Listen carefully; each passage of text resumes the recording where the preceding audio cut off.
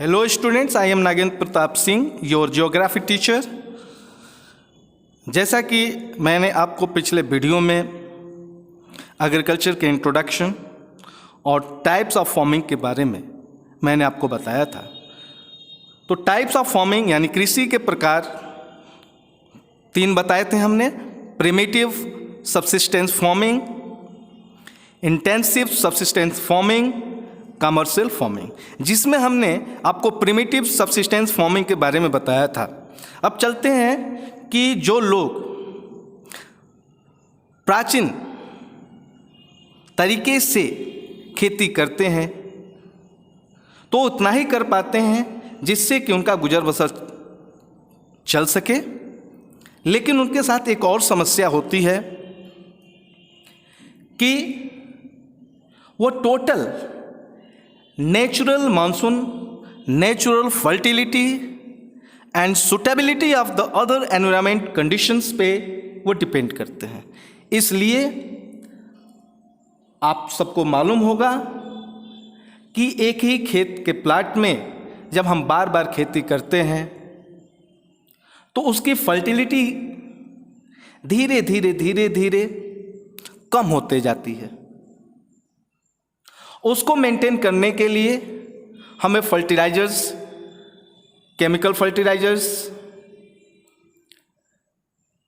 या biochemical fertilisers इत्यादि खेत की फर्टिलिटी को बनाए रखने के लिए डालना पड़ता है। अच्छी इरिगेशन की ज़रूरत होती है।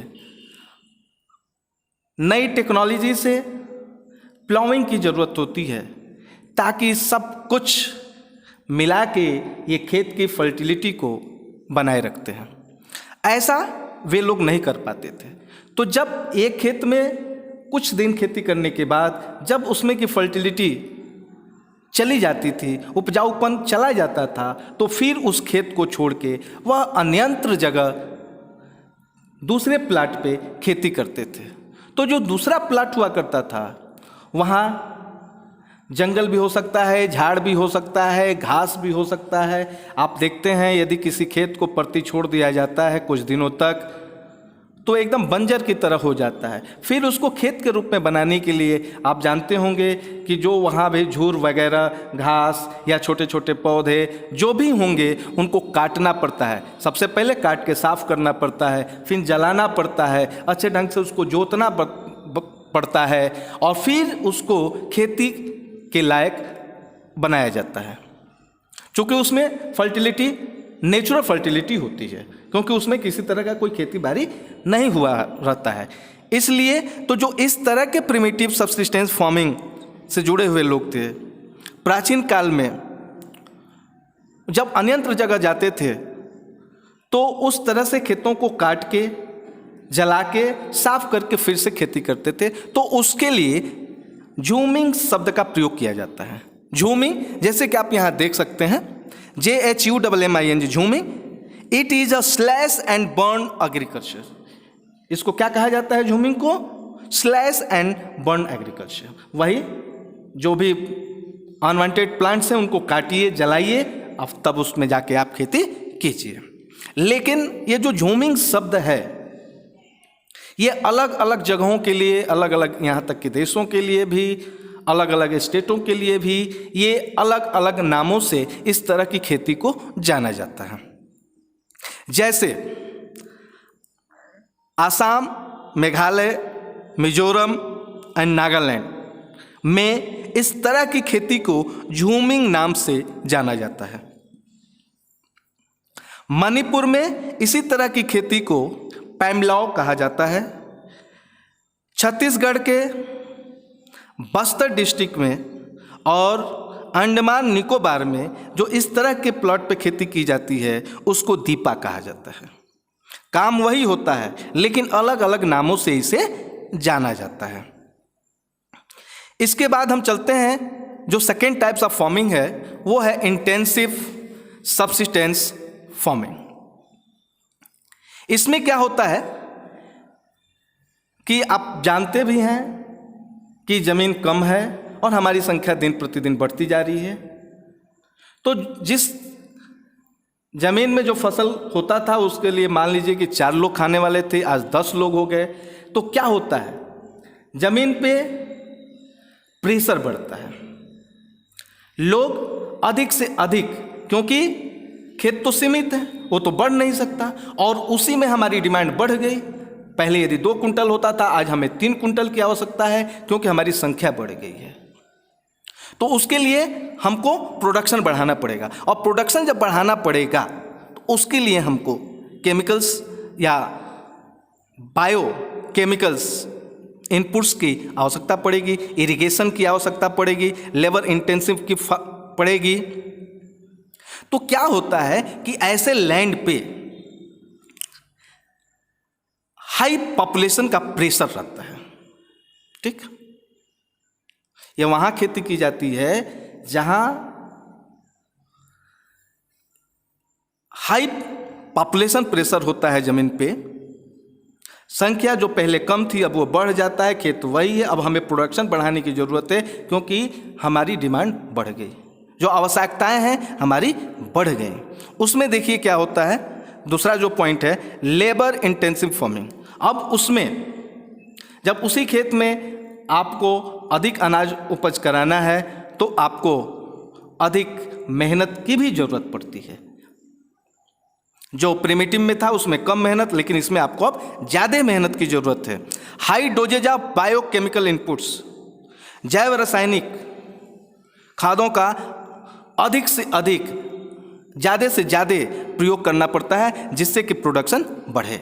इरिगेशन, अब यहाँ सेल्फ इरिगेशन की भी सुविधा होनी चाहिए, केवल नेचुरल हम मानसून पर निर्भर नहीं रह सकते, इसलिए यहाँ इरिगेशन की भी व्यवस्था होनी चाहिए। ये सारे कारण क्या होते हैं, only for obtaining higher production, अधिक से अधिक उत्पादन के लिए, ताकि सबकी बढ़ी हुई जनसंख्याओं के आधार से सबकी खाने पीने की ज़रूरतें पूरी की जा सकें। तो इस तरह की जो खेती होती हैं, जिस ज़मीन पे हाई पॉपुलेशन प्रेशर होता है, ज़्यादा लेबर इंटेंसिव फार्मिंग होती है, जिसमें high doses of biochemical inputs की ज़रूरत होती है, इरिगेशन की ज़रूरत होती है, तो इस तरह की जो खेती से किसान जुड़े होते हैं या इस तरह की जो खेती होती है, इसको इंटेंसिव सबसिस्टेंस फार्मिंग कहा जाता है।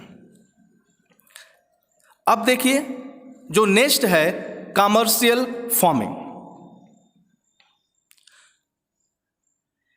इसके पहले थोड़ा सा इंटेंसिव का भी हम बता दें कि जैसा प्रिमिटिव में था कि वो उतना ही उपज कर पाते थे जितनी उनकी ज़रूरत थी, लेकिन इंटेंसिव में क्या होता है, ये हाई प्रोडक्शन के लिए अब वो बायोकेमिकल इनपुट्स भी डालते हैं, अच्छा मेहनत करते हैं, इरिगेशन भी करते हैं, समय के हिसाब से खेती करते हैं, तो इनका प्रोडक्शन अच्छा होता है। तो प्रिमिटिव में तो वो कुछ नहीं बेच पाते थे, लेकिन इसमें क्या होता है, ये थोड़ा सा सेल भी कर देते हैं, अपनी जो खर्च होती है साल भर की उसके अलग वो कुछ बेच पाने में भी सक्षम होते हैं। लेकिन जो तीसरा है जो कमर्शियल फार्मिंग, यह टोटल कृषि का व्यवसायिक रूप होता है। इसका मतलब ही, इसका उद्देश्य ही पैसा कमाना होता है, व्यवसाय होता है, इसलिए इसको कमर्शियल फार्मिंग कहा जाता है, व्यवसायिक कृषि कहा जाता है। इसमें व्यवसायिक कृषि के लिए किन किन चीज़ों की जरूरत होती है, किन चीज़ों का उपयोग किया जाता है, अब आप ये देखेंगे। इसमें सबसे पहले हाई यील्डिंग वैरायटी सीड्स, अच्छे बीजों का उपयोग किया जाता है, जबकि इंटेंसिव में क्या किया जाता है, पिछले साल का जो अनाज बचा होता है, गेहूं धान, उसी को हम अगले साल भी बीज के रूप में उत्पन्न करते हैं। लेकिन कमर्शियल फार्मिंग में क्या होता है कि इसमें हम high yielding variety of seeds, ऐसा बीज जो अधिक से अधिक अनाज उपज करा सके, अच्छा से अच्छा प्रोडक्शन हो सके, ऐसे बीजों को हम बोते हैं। इसमें केमिकल फर्टिलाइजर्स,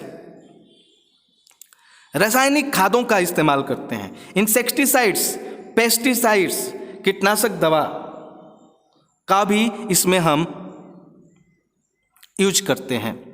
एडवांस टेक्नोलॉजी का प्रयोग करते हैं, जैसे प्लाविंग का है तो अच्छे अच्छे जो हल आ गए हैं उनसे जुताई होती है, जिससे कि मिट्टी एकदम भुरभुरा हो सके। यदि हम हल से बैल से यदि जुताई करते हैं तो वह मिट्टी उतनी मुलायम नहीं हो पाती है, और मिट्टी जितनी मुलायम होगी, जितनी भुरभुरा होगी, उतना उसका जर्मिनेशन, सीड का जो जर्मिनेशन होता है, जमाव होता है, बहुत बढ़िया होता है।